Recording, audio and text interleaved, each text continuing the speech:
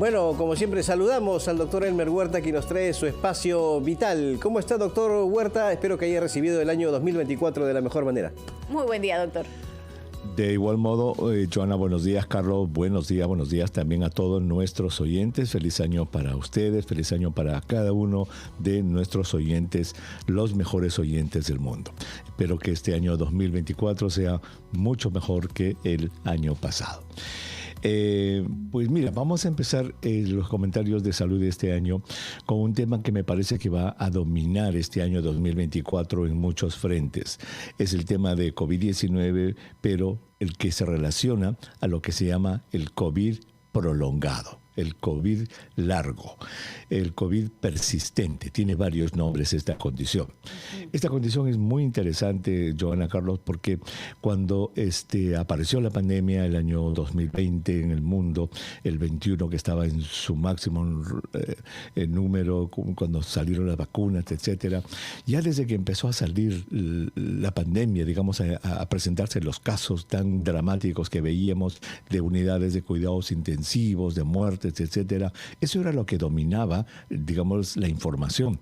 Nos centrábamos todos en el mundo, en el Perú, incluido obviamente en las bolsas de plástico con cadáveres, en los hospitales que ya no tenían campo, nos centrábamos en la gente que sufría y que moría, pero desde ese mismo momento, casi desde marzo, abril, mayo, junio del año 2020, empezaron a aparecer historias, sobre todo en los medios sociales, de grupos de personas que habían sobrevivido COVID. Les había dado COVID fuerte, pero obviamente no había sido tan dramático, tan grave como para llegar al hospital. Pero decían, a mí me ha dado el COVID y ahora ya no puedo trabajar. Yo trabajo desde la casa, no puedo concentrarme en ni siquiera aprender mi computadora, me he olvidado de mis claves para entrar a mi computadora. Algo me está pasando después de COVID. Y así empezaron los grupos de pacientes, empezaron grupos de personas que simplemente se organizaron a través de los medios sociales, y esto ocurrió en Europa y en Inglaterra, exigieron al gobierno desde esa época que haga algo por ellos. Obviamente la respuesta de los funcionarios de salud era: queremos hacerles caso, pero fíjense cómo estamos con las manos con los que se están muriendo. Y así empezó la historia. Poco a poco, Joana, Carlos, desde esa época, desde el 2021, empezó entonces a acuñarse este término de COVID persistente, como una condición en la cual las personas que sufrían COVID no eran tan graves como para llegar al hospital y que luego pasaban su COVID, quedaban con síntomas persistentes. En la actualidad se ha hecho un estudio aquí en Estados Unidos y por lo menos en este país se calcula que el 7% de las personas que pasan COVID-19 quedan con síntomas persistentes.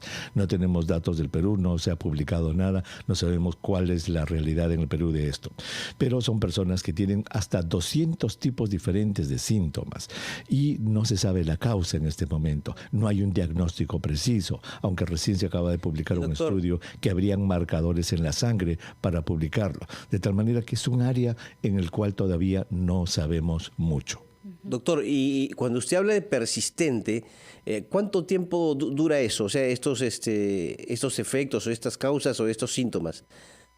Por definición es que si tú has pasado COVID y 3 meses después de haber pasado COVID, de haberte diagnosticado, tu prueba y todo, 3 meses después tú todavía presentas síntomas, estás con COVID persistente.